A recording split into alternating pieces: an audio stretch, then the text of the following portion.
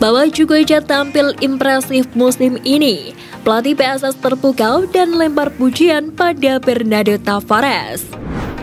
Andalkan pemain-pemain muda, masa depan PSM kian menjanjikan. Ananda Rehan masuk pencetak gol termuda di Liga 1.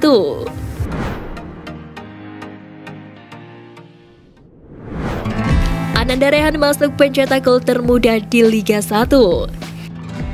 Liga 1 2022-2023 telah memasuki akhir kompetisi dengan memunculkan PSM Makassar sebagai kandidat kuat juara Liga 1.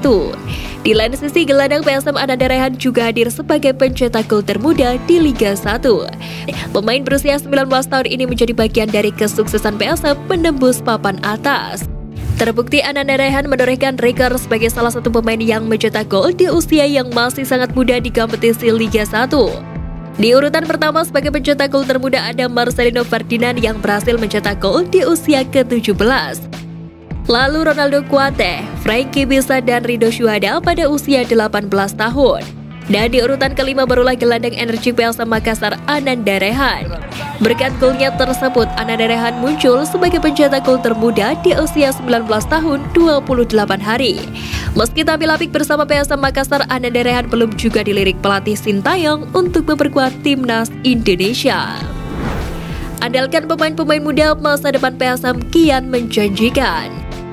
Bernardo Tavares sukses membawa PSM Makassar bertengger di puncak klasemen Liga 1 meski banyak dihuni oleh pemain muda. Namun Jugoja justru dinilai memiliki masa depan yang menjanjikan dengan para pemain muda tersebut. Saya lihat anak-anak PSM ini butuh proses untuk matang dan potensi banget. Saya yakin 2-3 tahun ke depan PSM sudah punya tim-tim muda yang solid, kata pengamat sepak bola Hanafi.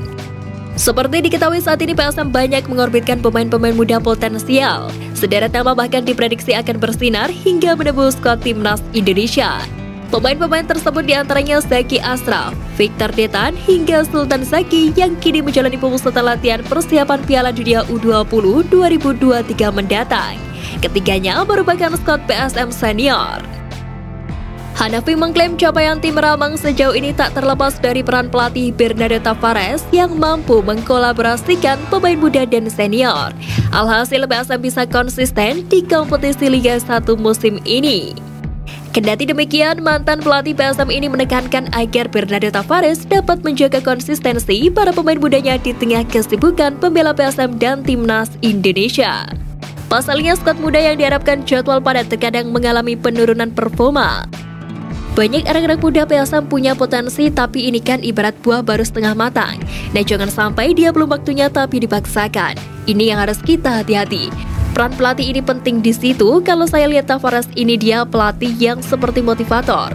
Imbu Hanafi. Di lain sisi, instruktur pelatih PSSI ini berharap agar manajemen PSM mulai fokus menata pengembangan usia muda, utamanya usia 20 tahun yang jadi cikal bakal penerus skuad PSM Makassar. Pasalnya, pengembangan usia muda di Akademi PSM dianggap belum berjalan efektif untuk saat ini.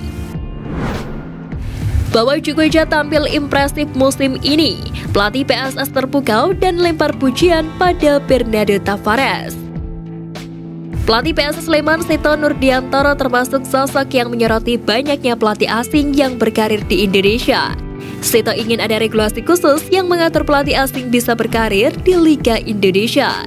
Salah satu regulasi yang diinginkan Seto adalah standarisasi pelatih luar negeri. Seto ingin pelatih yang berkarir di Indonesia benar-benar punya pengalaman atau prestasi bagus di negara atau benuanya. Keinginan yang diungkapkan Seto saat berada di Bandung 5 Februari 2023 lalu pada akhirnya terbukti.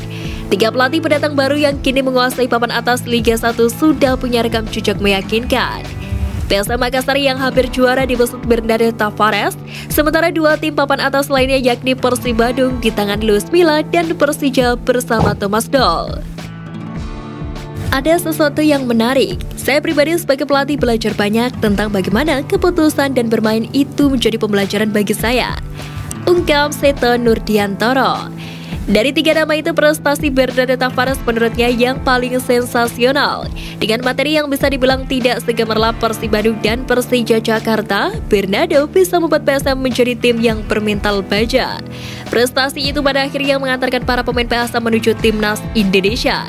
Sito pun menilai Bernardo jeli dalam memanfaatkan kekuatan timnya.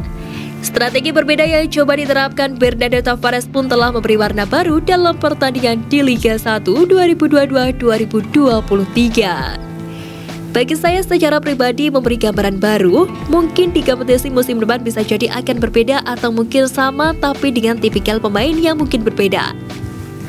Belajarnya saya dari PSM, si pelatih tahu kondisi sebenarnya di timnya, jadi yang dia terapkan seperti itu. Ini menjadi hal positif untuk pelatih lokal. Ungkap Seto Nurdiantoro.